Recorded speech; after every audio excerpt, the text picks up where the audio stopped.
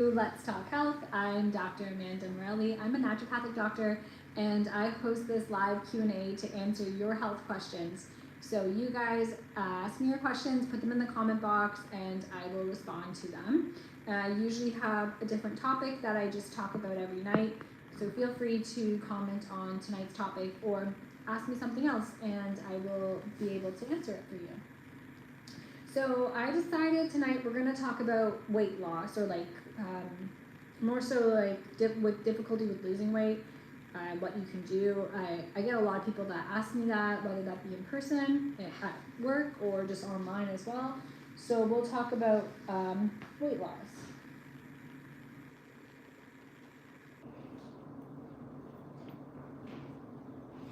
And if you are new here, if you're new to this channel, be sure to subscribe, join our health community here, and of course, if you have any health questions, I do this every night, so if you don't have anything to ask me tonight, maybe tomorrow you can jump back on live. Okay, so let's talk about weight loss. So what are some things that can be preventing you from losing weight? Let's talk about that.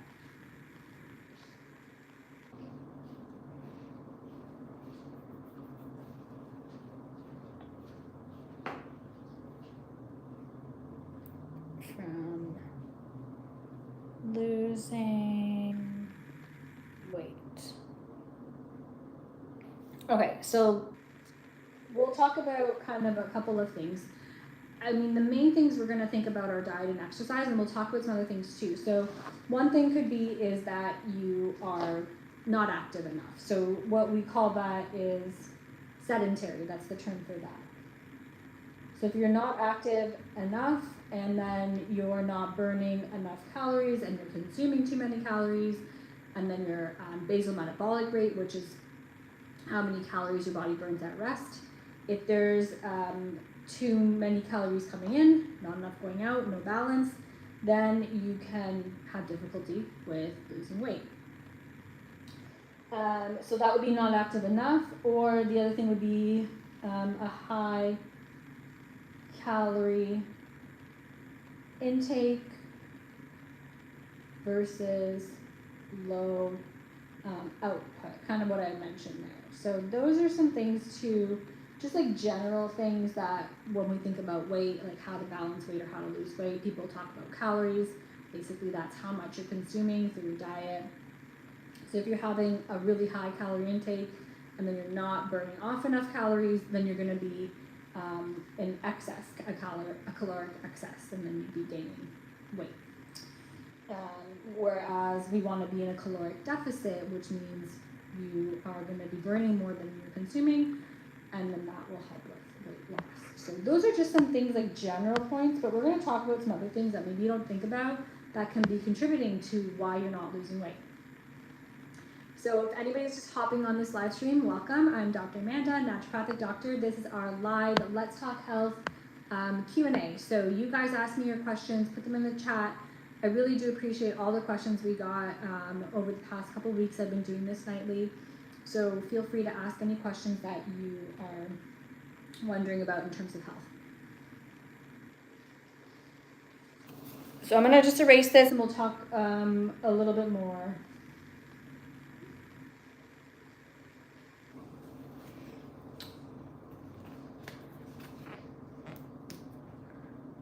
And I'm actually just going to change this to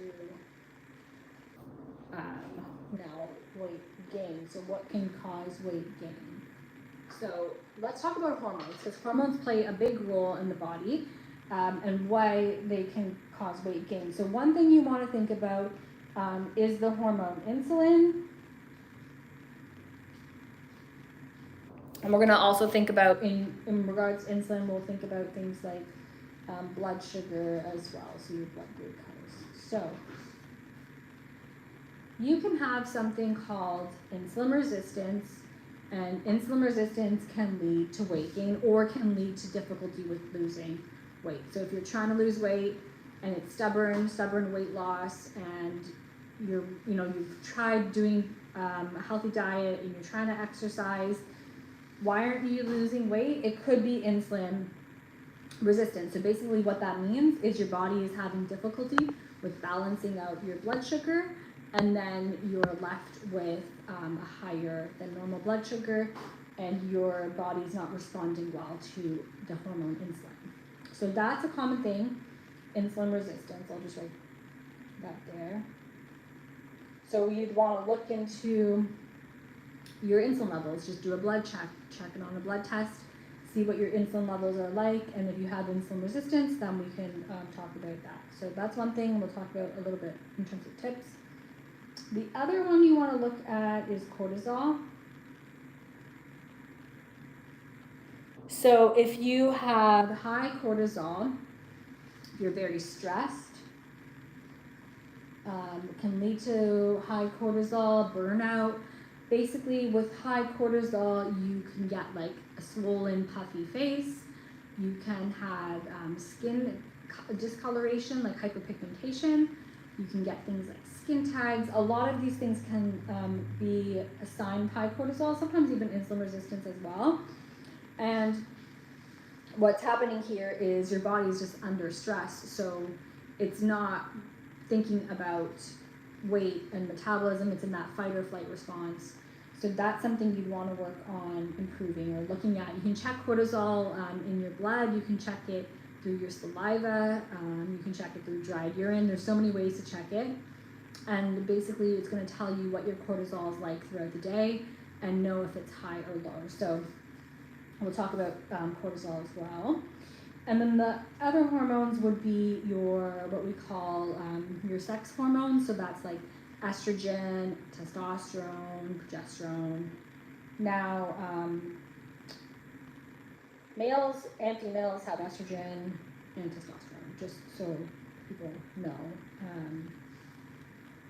In females, estrogen is going to be higher, of course, and then in males, testosterone is going to be higher. Testosterone.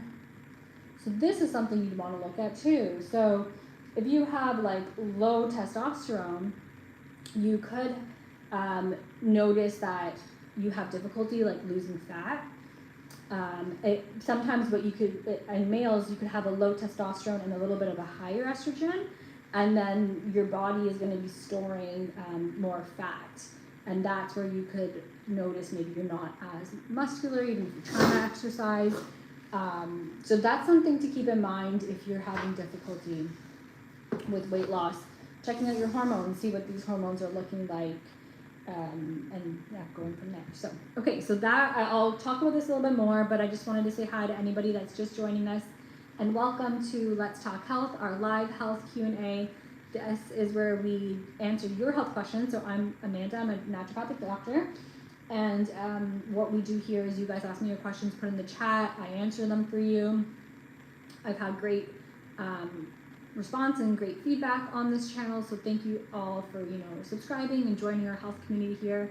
I do appreciate all of that. So if you are new here, be sure to subscribe and turn on your notifications. Okay, so chat is open if you have any questions. I'm going to continue going through this stuff here.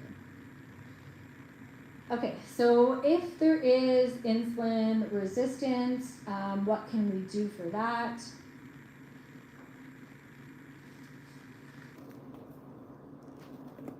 I did actually a live, like a whole live on insulin resistance. So I'm going to just quickly kind of go over this, but you can always go and watch that live. So what can we do? So we want to have balanced meals, low in sugar, low in refined carbohydrates. So that's one thing. So balance your meals with protein. Super important for that. Low sugar, or even if it's really bad, you might need to do like no sugar. Low refined carbs, and by this I mean like things like bread, pasta, that kind of stuff. Because if we think about carbohydrates, vegetables and fruits, those are carbohydrates. So I'm not telling you to not have those, because vegetables are really important and you get so many vitamins and minerals, and they're usually lower in carb than something like bread or pasta or rice. You want to avoid those ones that are going to give you more carbs, less fiber. and then you're not really getting a good amount of proteins and fats from those. So that's kind of what I would say in terms of your diet. And then you can look into supplements. So magnesium is helpful, and then berberine. I talked about berberine in the other live. But really it does come down to diet. Oh, and then exercise too. So you want to do cardio and weights. So if you have insulin resistance, if you're having difficulty with losing weight, check out your blood sugar levels, check out your insulin levels. It's different than blood glucose. I should write plus insulin, so you know to check that. Balance your meals with protein, low sugar diet, low refined carbohydrates, low pasta, bread, rice, that kind of stuff, magnesium, berberine, cardio, weights. And then that should help with balancing out your insulin levels. Now it does take time, so you could be doing this like for months for sure to help with balancing things out. Okay, so that's one topic of weight gain or weight difficulty losing weight is insulin resistance. We'll talk about the cortisol one in a second. I just wanted to say if anybody's just joining us and just jumping on, welcome to our live health stream. This is Let's Talk Health. We do a live Q&A every night where you guys ask your health questions and I answer them for you. So thank you so much for participating, for joining our health community here. I'm here to answer any health questions you might have.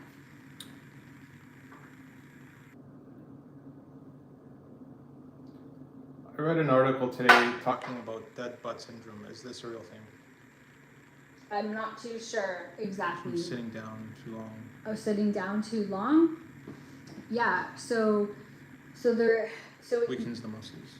Yeah, so that's definitely true, and I think we've become more sedentary, and there's been more research and more studies on that, and like how that's impacting our health in ways of like, how there always used to be studies about like how cigarettes impact the health and how diet, but now it's like if you're sedentary for so long, which means if you're sitting down for so long and not active, that can have a very negative impact on our health. So yes, muscle mass. So if you're sitting down all the time, you're not using your glute muscles, which are the muscles in your butt.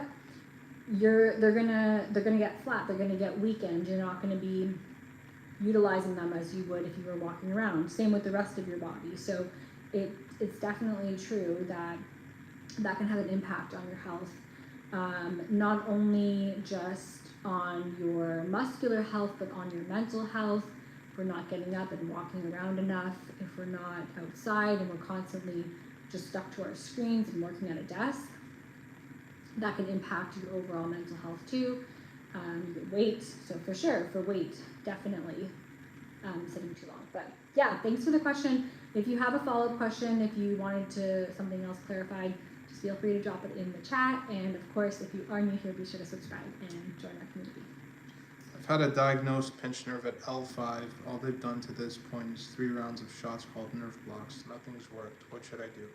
Yeah, so pinched nerves, anything like spinal, muscular, nerve related is really tough because if it is like being pinched by, let's say, the bone, like the vertebrae, or something with the muscle, it's hard to really fix it if nothing is really done for it. So nerve blocks are just going to temporarily block the pain. I would say if you haven't already, like see somebody to properly assess you, so like a physical therapist, chiropractor, physio, somebody that can assess you, and then that can work with you in terms of helping with exercises and stuff like that. So for the physical part of thing, I would say to do that, but then what you can do to help with reducing just inflammation and nerve pain, you can look into a couple of things. So one is ALA, so alpha lipoic acid. That can be helpful for nerve pain. For inflammation, you can look at things like curcumin, which is turmeric, can also be beneficial for helping with reducing inflammation, pain, joint pain, muscle pain, all of that.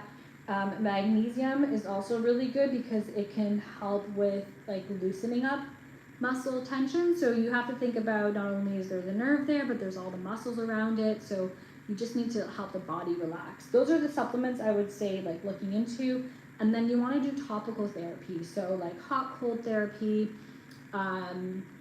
What else? Castor oil therapy is really good because it's a great anti-inflammatory oil. So I would say doing a combination of looking into some of those things. For sure you want to seek out some sort of physical treatment, and then perhaps looking into some supplements. Of course, topical stuff is always helpful too. So I hope that was helpful. If you have a follow-up question, just drop it in the comments, let me know, and I will be able to answer it for you. Hopefully you can get that figured out and you can have some pain relief, because having back pain is pretty tough. So hopefully you can get that checked out. And then if you are new here, be sure to subscribe and join our health community. This will be posted, so if I erase this, you can always go back and refer to it.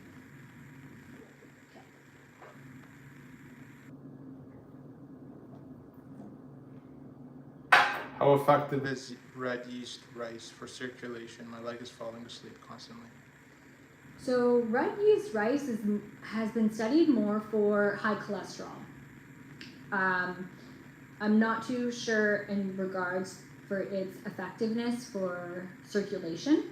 So in terms of that, I can't really comment on that, but if you have high cholesterol that's potentially contributing to some of those poor circulation, cardiovascular issues, then it can be helpful for that. In terms of helping out with circulation, you may want to look at doing exercises where you put you lie down on your back and put your legs up against the wall and then pump your ankles or your feet. That can help out with getting some blood flow and circulation, so maybe doing that at the end of the day.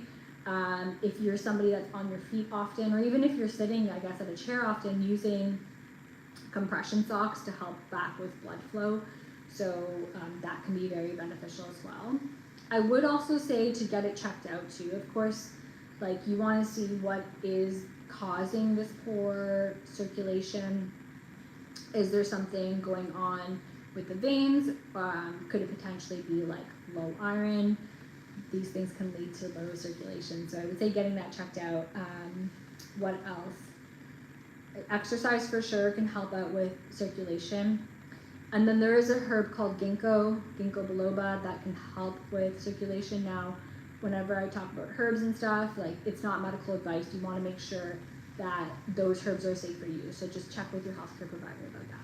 Yeah, thank you for the question, and I hope that was helpful. If you have a follow-up question, just let me know. And if you are new here, be sure to like this video. Thanks guys for the likes, and subscribe and join our health community. All right, so we'll see if there's any other questions. I was going to go back to talking about, we talked about insulin, so we talk about cortisol now for the weight. So if cortisol is high, I did do some lives on like stress support, but if your cortisol is high, it can lead to weight gain. Number one thing is you want to help with calming the nervous system. So calm the nervous system. And how do we do that? Well, there's so many things we can do. You can do things like deep breathing. You can do things like yoga and walking. Really good there. And then in terms of herbs, I did do a previous live on this, but some of the ones I really like are, I talked about lemon balm and lavender. Two really good herbs. So that's kind of what you would want to do if your cortisol is high. You need to calm the nervous system down. High cortisol can contribute to weight gain. So it's all kind of connected there. Those are kind of like the main things. There's so much more that can play a role in one hormone that can be connected to the other one. Sometimes you target different ones, but yeah. If anyone has any questions about that, let me know. If there's any other questions, put it in your chat, or put it in our chat, and I will answer them for you. Okay. And we'll talk about the last thing. I've been told I have high cortisol, that's why I can't lose weight, but I'm not stressed. I'm actually a very positive person. I've exercised, I've eaten right, and nothing. So why would that be? So I would say then just making sure, like seeing what test was done. So with cortisol, because maybe the test was faulty, or maybe you truly do have high cortisol, but you just don't feel like you're stressed and you're doing everything as best as you can, but your body could potentially still be in a bit of a fight or flight response. It could be producing more cortisol. I would say what I would recommend to do is look at the testing that you've done, and I usually like a 4-point test, and this is either through saliva or dried urine. So I don't know if you did either of these, but basically it's going to tell you at like 4 times of the day. So it's usually like when you wake up, morning, evening, and then before bed. And it will check your cortisol at those 4 times, and it will see what your cortisol curve, because what it should do is it should go up and then it should come back down and like go low. So you'd want to know like where exactly is your cortisol spiking, and maybe you can make some connections to what's going on in your day at that time, and then making sure it actually is high cortisol. So that's what I would say for that. But what if it is truly high and you've tested it, then maybe your body just needs some extra support. Maybe there's, like I said, that nervous system is just a little bit overactive. So using some calming herbs and stuff like that to help calm your nervous system down. So I hope that was helpful. I hope that answered your question. I would definitely say getting more testing done if you haven't done so already. And then if you have a follow-up question, let me know. And of course, if you are new here, be sure to like and subscribe and join our community.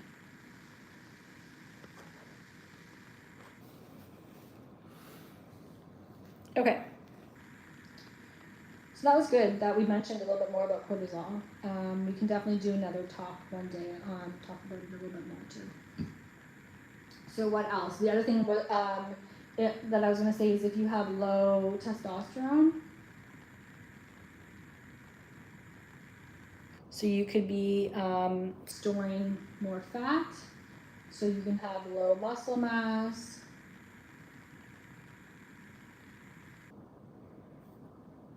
And then higher fat percentage. So what can we do for this? So there's so many different avenues that we can take now. Some people prefer to just take like testosterone injections. That's an option. If we're talking more so about diet and herbs and all that, we want to do increase your protein in your diet. That's going to really help out. So you want to have like, depending on how much you weigh, you should be having at least like 30 grams a meal. Like that would be on the lower end for some people, depending on how much they weigh and how much they need. Typically 1 gram per kilogram of body weight. I'll just make a note of that. Is what you would at minimum want.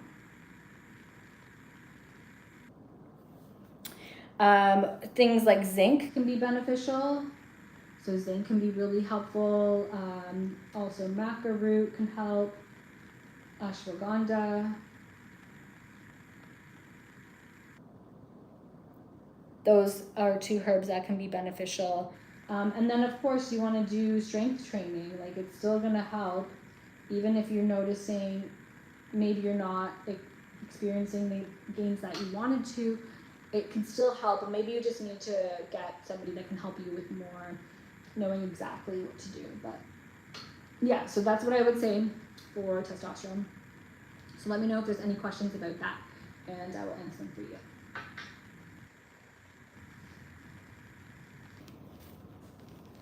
Or if you have any other questions, I can answer them as well. Okay, and then the last thing I was going to mention would be estrogen. So for estrogen, it could be an imbalance. Maybe it's really low, maybe it's high. Could be either. Sometimes it just depends on the way your body is to it. So what I would suggest for this is increasing antioxidants in diet. So things like berries. For sure you want to have leafy greens.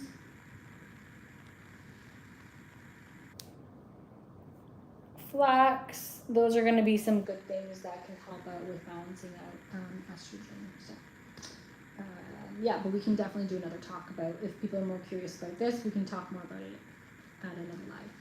Okay, so I'm going to leave the chat open for the next minute while I just kind of recap this stuff. So if you have any questions, please feel free to drop it in the comments. Thank you so much for the likes and for subscribing and joining our health community. I do appreciate it. We go live nightly. I host this live Q&A, so ask me your questions and I'll answer them for you. So let's just see if there's any questions. And if not, I will be sending off shortly. Okay, so like I said, for weight gain, main thing you want to do is balance out your calories in, calories out, and then look to see if there's some underlying causes that can be causing your weight gain, like we said, insulin, cortisol, other hormones, and other things like that. Okay, so I think that's everything done for tonight. Thank you everybody for joining. Thank you for joining the community. I will see you all next time on Let's Talk Health Live. Bye for now.